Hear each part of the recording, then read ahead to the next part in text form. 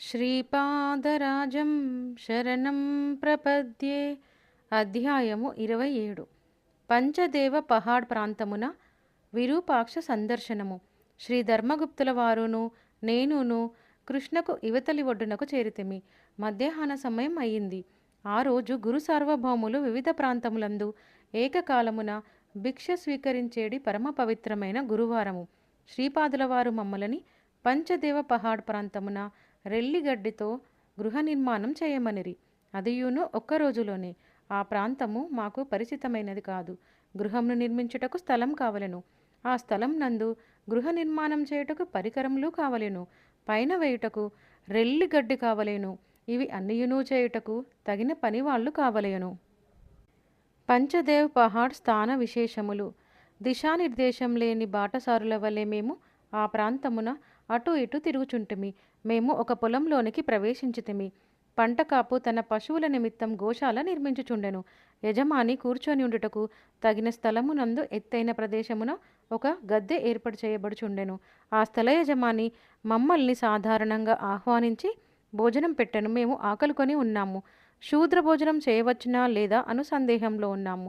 ఆ యజమాని ఓహో, మా పశువులను దొంగలించి వేరు ప్రాంతంలందు అమ్ముకొని తిరిగి ఇచ్చట పశువులు ఏమైనా ఉన్నవేమో తోలుకపోదామని దుర్బుద్ధితో వచ్చిన మీకు శూద్ర భోజనం చేయవచ్చునా అని విచిత్రమైన సందేహం కలిగిందే అని మాతో కరుకుగా పలికెను. మాకు విషయం అర్థమైంది. ఆ యజమాని మమ్మల్ని దొంగలుగా భావించుచుండెను. మేము బలవంతంగా భోజనం చేసితిమి. ప్రసంగవశమున అతని పేరు విరూపాక్షుడని తెలిసింది. భోజనం అనంతరం మమ్మల్ని ఇద్దరిను చెరి ఒక చెట్టుకి కట్టివేశారు. నేను బీద బ్రాహ్మణుడను, యాచననే జీవించువాడను. నా వద్ద ధనమేమీ లేదు. కానీ ధర్మగుప్తుల వారి వద్ద ధనముంది. అతడు తన సేవకులతో వీరి వద్ద ఉన్న ధనమంతయును లాగివేయండని ఆదేశించెను. శ్రీపాదుల వారి ఊహాతీత దివ్యలీలలు. మా యథార్థములను వారికి చెప్పినను ఫలితం లేదని తోచింది. ఆ స్థల యజమాని ఆజ్ఞ మేరకు మేము బందీలమై దిక్కుతోచని పరిస్థితుల్లో ఉన్నాము. ఇంతలో అచ్చటికి కొంతమంది మైలారులు వచ్చిరి. ఆ మైలారులలోని గంగ కావిలు వారని ఒక తెగ కలదు. వారు శ్రీ వాసవి కన్యకా పరమేశ్వరి పీఠములను తెచ్చుచుందురు. వీరు త్రిపుండ్రములను ధరించుతురు. జయగంటలను చేతపుచ్చుకొని శ్రీ కన్యకా పరమేశ్వరి దేవిని స్తుతించే పాటలను పద్యములను పాడుచుందురు. ఈ గంగ కావిళ్ళ వారు బిందెలను కావిళ్ళయందు ఉంచుకొని వివాహాది శుభకార్యములప్పుడు శ్రీ వాసవీమాత జయంతి సందర్భమప్పుడు వచ్చుచుందురు. వీరు కాక వీరముష్టులు అనువారు ప్రభలను కటిభాగములందు కట్టుకొని జయ జయ ధ్వానములతో జయగంటలను చేతులందు ధరించి వచ్చుదురు. ఆ ప్రభలయందు ఖడ్గములు, కవచములు ఇంకను ఎన్నో విధమైన రణరంగ చిహ్నములు కనిపించుచుండును. ఆ ప్రదేశమునకు మైలారులతో పాటు వీరముష్టులు కూడా వచ్చిరి. విష్ణువర్ధన మహారాజు సైనికులు శ్రీ వాసవీమాతకు భక్తులై బాలానగరులతో కలిసి విష్ణువర్ధనుని విధేయ సైనికులతో యుద్ధం చేసిరి. శ్రీ వాసవీమాత భక్తులైన ఆ సైనికుల కుటుంబములలోని వారిని వీరముష్టులందురు. ఆనాడు వారు తమ ధన మాన ప్రాణములను పవిత్ర యుద్ధమునకు దారపోసిన కారణమున వైశ్యప్రభువులు శుభకార్యములందు వారిని సత్కరించుచుందురు. ఆ పంట కాపు మైలారులకును వీరముష్టులకును భోజనం పెట్టించి సత్కరించెను. ఆ తదుపరి మమ్మల్ని విడిపించి గోశాల నిర్మాణంలో పాలు పంచుకోవలసినదని కోరెను. మేము వల్లే అంటిమి. పని అంతయు అయిన తదుపరి విరూపాక్షుడు నన్ను ముష్టిలో ముష్టి వీరముష్టి అనినా ఏమో తెలియనా అని ప్రశ్నించను. నాకు తెలియదంటిని. మాకు సాయంత్రం కూడా భోజనం పెట్టబడెను. ఆ రాత్రికి మేము అక్కడ ఉన్న గోసంపదను కాపలా కాయచు అచ్చటనే పండుకొనవలెనని శాసించెను.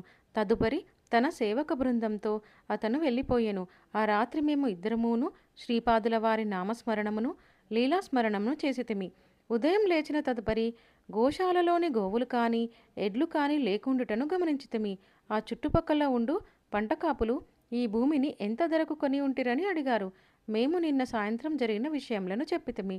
వారు మేము చెప్పు విషయములను నమ్మక మమ్మల్ని పిచ్చివాళ్లుగా లెక్కవేసిరి. ఏది సత్యము ఏది అసత్యం అనేది తేల్చలేని విషయమై ఉండెను. ఇంతలో ఒక ఆగంతకుడు వచ్చెను. అతడు శ్రీ వాసవీ కన్యక వైశాఖ శుద్ధ దశమి నాడు జన్మించిందా, సప్తమి నాడు జన్మించిందా అని ప్రశ్నించెను. శ్రీధర్మగుప్తుల వారు శ్రీ వాసవీమాత దశమి నాడే జన్మించినదనియు దశమి నిండు తిథి అనియు ఆనాడు శుక్రవారం అని సెలవిచ్చారు. ఈ జవాబు విన్న వెంటనే మీ ఇద్దరూ పిచ్చివాళ్ళు కురుంగడ్డలో పని పాట లేకుండా కూర్చొని ఉన్న ఆ పిచ్చివాని వద్దకు పోవుచున్నారా అని ప్రశ్నించెను. ఆ అగంతకుని ప్రవర్తన మాకు అభ్యంతకరంగా ఉన్నది. శ్రీ ధర్మగుప్తులు ఇలా అన్నారు. ఆ ఆగంతకుడు అభ్యంతరకరంగా మాట్లాడినను మనకు కర్తవ్యంను బోధించినాడు. మనం వెంటనే కురుంగడ్డకు పోవలెను. మేము పడవలో కురుంగడ్డకు ప్రయాణమైతిమి. పడవవానికి ఇచ్చుటకు నా వద్ద కానీ శ్రీ ధర్మగుప్తుల వారి వద్ద కానీ ధనమేమీ లేదు. ఆ పడవవాడు ప్రస్తుతం నేను మిమ్మల్ని క్షమించి వదిలివేయుచున్నాను. పడవను ఎక్కటకు ముందే మీ వద్ద ధనమున్నదో లేదో తెలుపవలసిన ధర్మం మీది అని గద్దించెను. పడవవాని దృష్టి ధర్మగుప్తుల వారిపై పడను. వారి చేతికున్న ఉంగరంను పడవవాడు తీసుకొనెను. ఆ ఉంగరములను అతడు తన వద్ద ఉంచుకొనక కృష్ణలో విసిరివేశెను. మేము కురుంగడ్డకు చేరితిమి. శ్రీపాదుల వారు కృష్ణలో స్నానం చేసి వచ్చి యోగనిష్ఠులో ఉండిరి. శ్రీపాద శ్రీవల్లభులకు జయము జయము.